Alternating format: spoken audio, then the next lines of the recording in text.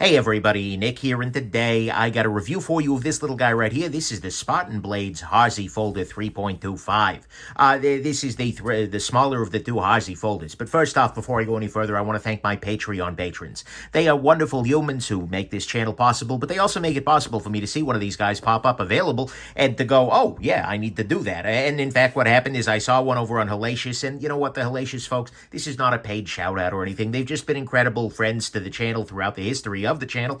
They're super kind folks, right? But anyways, I saw them, they had one of these guys available, and so I just reached out and picked it up. Nonetheless, actually, I don't have to add a nonetheless here. I just freaking bought the thing, but nonetheless, my patrons are wonderful people. Next thing, let's do some size comparison real quick, and what we're going to see is this actually looks a little bit bigger than it is for whatever reason. Here it is against the Spyderco Delica. As always, here it is against the Ontario Rat number 2. So what we're going to see here is that in terms of blade length, sharpened length, this is way beyond both the Delica and the Rat 2 here.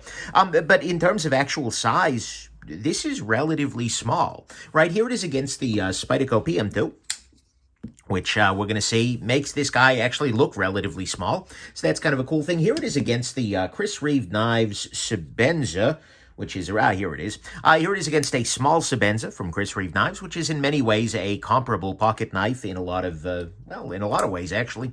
And so there is that. And then finally, let me put it up here against a ruler, because that will tell us exactly how long the blade is. And what we're going to see here is that, you know, this is coming in someplace in the vicinity of 3.25 inches here. I mean, you can maybe measure it slightly higher, but at the same time, it is a 3.25 inch folder. Next thing, this guy is actually a very well-known model. The Spartan Harsey is kind of their most popular, at least it seems like in the community, it is their most popular version, and so, you know, I've been very interested to check one out. So, yeah, this is also a relatively recent production here with S45VN blade steel, and that is an absolutely beautiful thing, and I'm going to clean the blade off as I tell you that we're going to go on ahead and talk about the good, the great, the bad, and the ugly of this very interesting little pocket knife here. So to start with, one of the good things about this guy is that it is made here in the US of the A. Now, of course, quality is about effort rather than geography, but personally, I really like supporting the home team, so to speak. So, it's made in the States. That can be great for you, or maybe it isn't. It's either way, it's a fact. Next thing, let's go on ahead and look at the size, because it is a very nice little size here. Especially when the guy is closed, what we're going to see is this guy comes in right around the size of the Delica, if not a little bit smaller, right? It is a little bit on the thicker side. The overall handle of it is a little thicker. But in terms of actual size in the pocket, this is right at or around the size of the Delica, and in fact, it carries a lot like one, right? And so to that extent, this is actually a very nice size. I also think that 3.25 is kind of a sweet spot in many cases because it is just big enough that it gets, you know, the job done, so to speak. There aren't many tasks that 3.25 inches worth of blade is not going to be sufficient for, but it is also not so gigantic that you're lugging around something massive the rest of the damn time, and so I really do like this size. I think it's a very nice approach.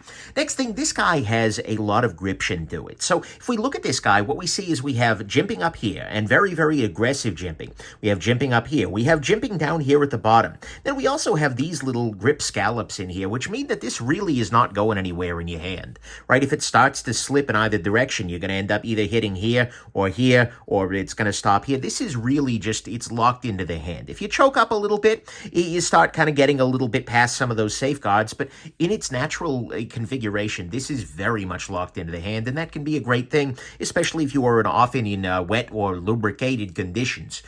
So there is that. Next thing, this guy has an over-travel stop in the form of the pivot collar here. Well, not the pivot collar, I guess the pivot screw. The pivot screw is big, and it is able to engage with this guy, which prevents this guy from opening too far. If I kind of start pressing in this direction, it gets stopped at a certain point, which means that even in the event that, you know, for instance, I got to way too much adrenaline going or something like that, and I, you know, shove the lock bar open, I'm not going to overbend it, which is always a nice thing to see. Next thing, this does have an internal lock bar relief. What I mean by that is that this little cutout here, which is thinning the lock bar out so it has the proper amount of flex, is on the inside rather than on the outside. Let me find an example of a knife that has one on the outside. Really? Is there none on my table? That's a beautiful thing, right? Here we go. In the pocket, the Oz Machine Company Roosevelt here has an external lock bar relief. Doing it internally just cleans this whole look up, right? It makes it much easier to pocket. There's no real concern about interaction with the clip. It's absolutely a beautiful thing. So I like that a lot. Next thing, this guy has a nice clip to it. It is a very, very vanilla spring sort of clip here. But what we see is that, you get the little arrow, which is honestly kind of, I don't mind it. I think it's kind of a cool looking thing, right? Whatever. I'm willing to suffer the slings and arrows of this clip. Anyways, there's no sling on it. But it is also reversible. You can swap that clip over to the other side, remove this tab, put that over there, which means that this is going to be an option for lefties and righties, partly because of the bilateral thumb stud action. It is, of course, still a frame lock that needs to be disengaged from one side, but for the most part, I think lefties are actually going to have a better time with this than a lot of modern frame locks, so that's a nice thing. Next thing, this guy has a very nice blade to it. So the steel here is S45VN, and they are running it, they're aiming for 59 to 61 HRC, according to this side. I'd, of course, love to see them toward the higher end of that, but at the same time, S45 is a steel that is absolutely good to go, right? I mean, S35 was too, and so that's nice. But more importantly, it comes to a nice thin grind. See if I show this off. At the very tip, it actually doesn't look as crazy thin as some things do, but if we even look down here at the very base where where it is unsharpened, you can see just how thin this edge is. This is, I was a little bit afraid, actually, that this is going to be in the tactical tradition of like, oh my god, thick behind the edge. But no, this is actually a very, very nice blade, and it actually strops up very nicely with a very, very nice blade finish. If we look at this finish here, what we see here is we get a fair amount of reflection going on, and that's absolutely a beautiful thing. I'm a big fan of the blade. Honestly, the blade is very, very nicely done here, both in terms of its cut, in terms of its grind, and in terms of the finishing, in terms of all the chamfering on the back here. It's a very, very nice blade. And then finally, on the good side, this has a nice design. It is very simple in a lot of ways, right? I mean, it is a titanium frame lock sort of for the ages, right? It's just two chunks of metal, some standoffs, and a blade, but at some level, it's very nicely done because it is function forward. I think it's well designed for the hand in a lot of ways, and it works. This is a very, very solid daily tool in a simple, sort of effective design. So, to me, that is all the good. It has got a very nice design, a nice blade, good pocket clip orientation, swappability, as well as a good clip more generally. Has the internal lock bar relief. It has a over travel stop built into here. It has a bit of a thumb ramp, a nice size, and this is a model that is made in the States. On the great side to me, though, I'm actually going to go with the action here. It could have been the blade. I think the blade on this is very, very nice. Maybe modulo, the sharpening choil issue is, we'll get back to that, by the way, but that's the reason I think that the action won out. This is a very, very smooth knife, and part of that is, look, if you kind of mirror polish the blade a little bit, you end up mirror polishing the back part here, and when you do that, well, it turns out you often have a very smooth action to it. But right, this is a very, very smooth phosphor bronze washer action. But more importantly, it also has a very nice detent, making it very easy to reliably deploy this blade out.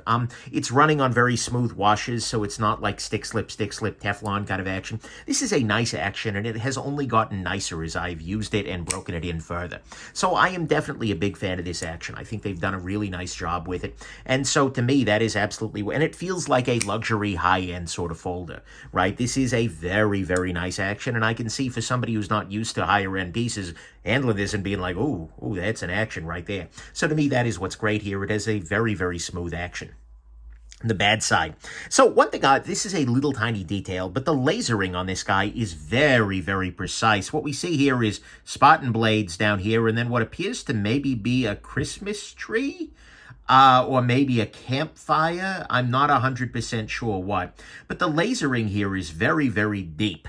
And it's deep to the extent where if I run my finger across it, I actually feel what feel like little burrs.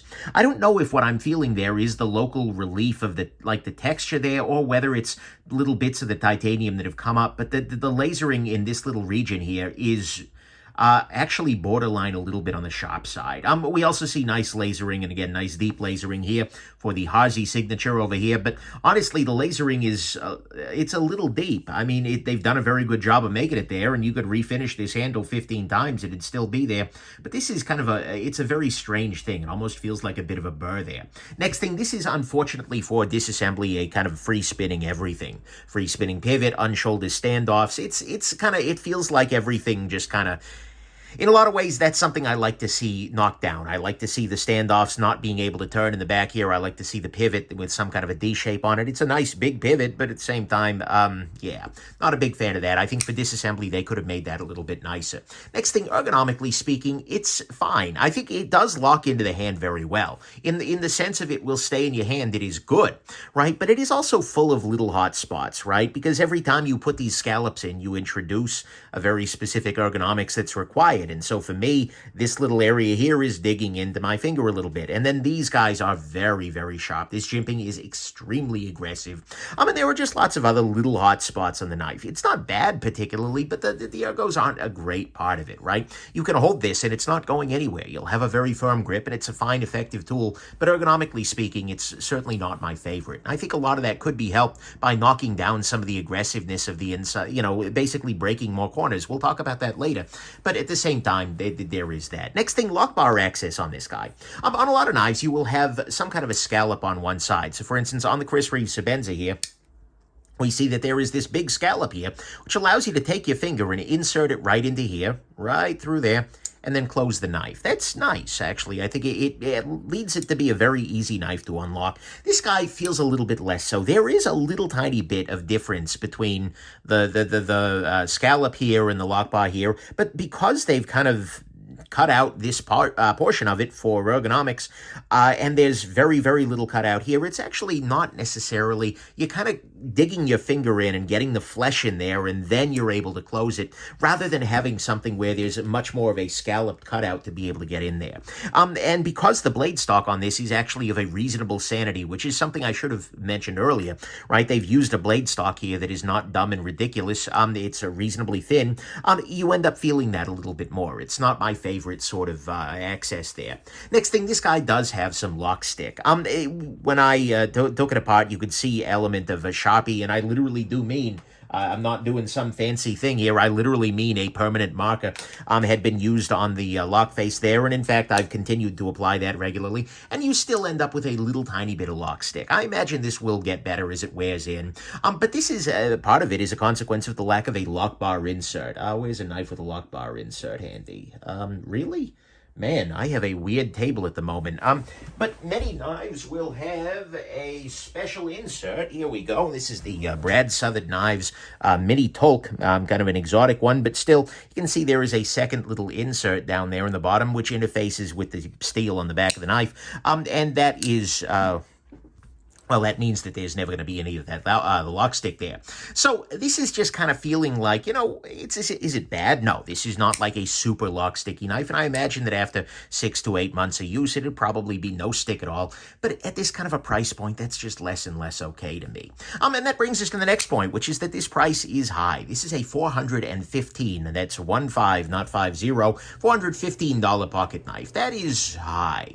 It's not completely out of line, but I feel like at that kind of a price point, they do need to be going every single mile, right? They really need to be leaning into it, right? And so at a certain point, the idea of having lock stick, the idea of not having the lock bar insert, or some of the other things we're going to talk about, it just feels a little bit high, right? It's not the end of the world, but it's up there. And then finally, on the bad side, this does not have a sharpening choil.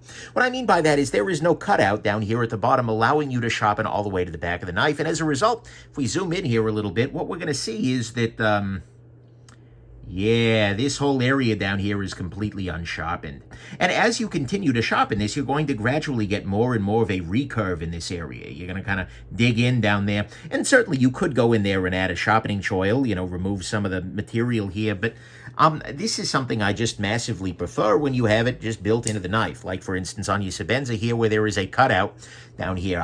That was kind of a disappointment to me. And when I see this, to me, I understand there are people who will make the argument that this will never get caught up in the material you're cutting, whereas a sharpening choil might, but to me, this just reads a little lazy. So I'm not a big fan of that. So to me, all of that is the bad, is that there is no sharpening choil. It is going to be a little bit of a pain to sharpen. It is $415. It is got some lock stick to it. The lock bar access isn't ideal. The ergos aren't amazing. It has free spinning everything. There's a little bit of a burr where they lasered things. On the ugly front, unfortunately, unfortunately, there is kind of a more overall ugly issue, and that is that this feels a little bit behind the times in terms of its finishing.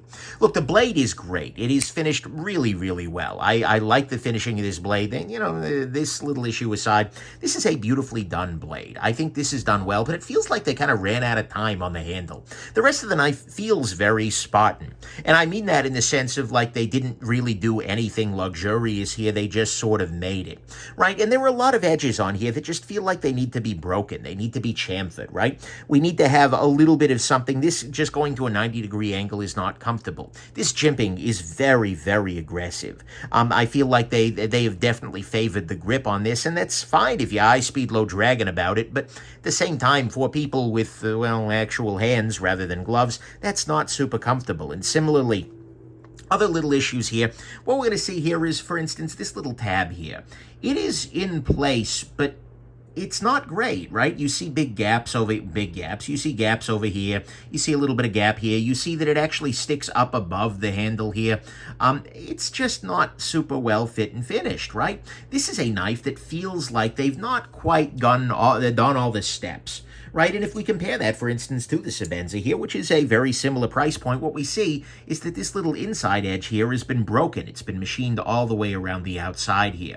And so that's a very nice thing. We see that, you tend to get slightly better fit and finish. And this is the case, by the way, even for less expensive knives, right? So like the TRM Atom titanium scales, or I'm sorry, this is the Neutron, but still, they've taken the effort to break a lot of the edges and things like that. So this just feels like it needs to have some of those edges broken. It needs a visit from the chamfering fairy.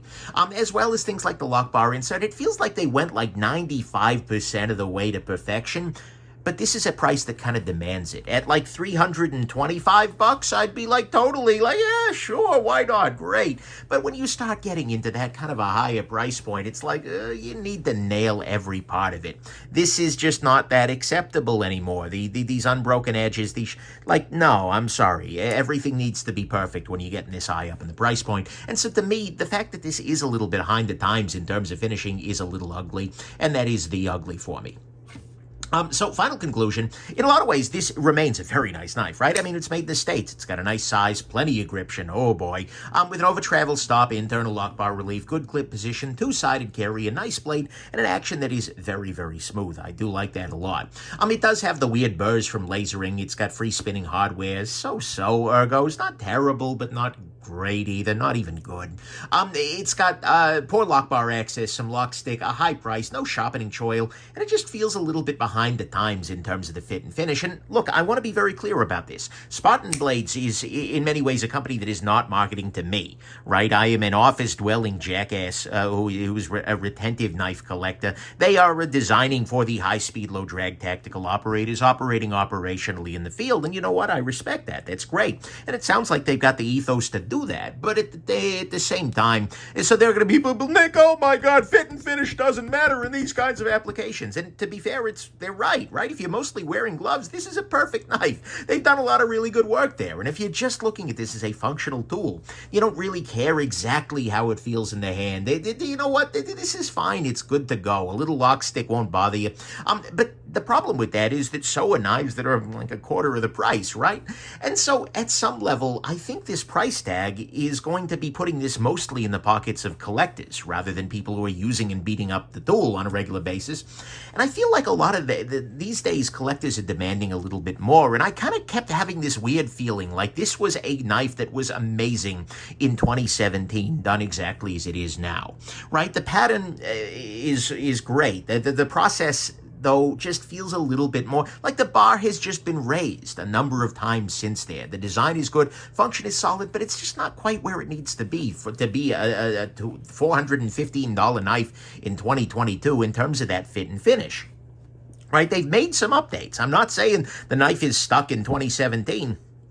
Going to S45 is not nothing, right? And I gather they've also thinned the edge out substantially, but I've not handled the old ones in long enough that I can, make them. But the thing is, this is just a high bar these days. The bar keeps getting higher and higher and higher and higher, and I just don't know that they're quite there yet, right? Things like lock stick and free spinning hardware and unshouldered standoffs and slipshod insert, well, frankly, lack of insert in some places, and this ain't so impressive either. And unchamfered edges everywhere. This was the norm in 2017. You could get away with that very readily, especially as an American maker, but it's just not so much the case now. And so as a result, this ends up feeling a few steps behind other U.S. makers at similar prices, right? If I handle this right after handling a Shabazz, this ends up feeling a little bit unfinished. It ends up feeling like, well, great, you're almost done.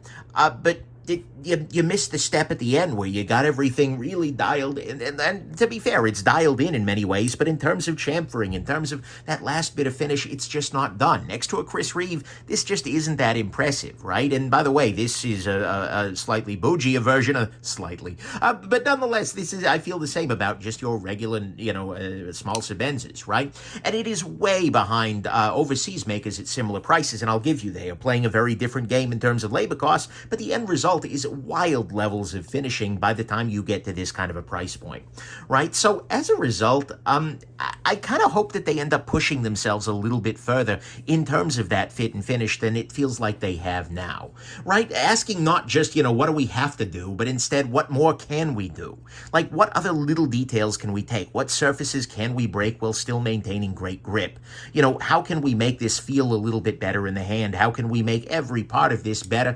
And, I think if they get that dialed in, that's going to be great. And to be fair, again, I'm being retentive here. Spartan is in the name. That's what they're delivering. This knife feels very Spartan in that way. Maybe I should be buying from Athens Blade Company. I don't freaking know. But in order to earn this kind of a, super premium price, I don't feel like they can sleep on those tiny little details, like the chamfers, like that kind of thing. This isn't like a redesign the whole thing one, right? This knife is still substantially good, and it's not even like they have to go the extra mile. It's not even a mile. It's like a few blocks or something, guys. But doing so, I think, will make the knife better for retentive collectors. It'll make it better for high-speed, low-drag operators, and it'll make it better for boring, everyday users, too. So, final conclusion, this is a really great knife design, 100%, and it is a very, very solid knife. And although I hope they finish it up, do the fit and finish a little better in future versions and maybe address this whole little situation down here.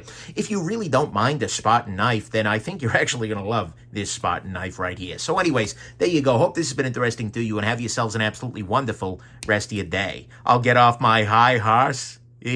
No? Okay. Have a good one, everybody. Bye now.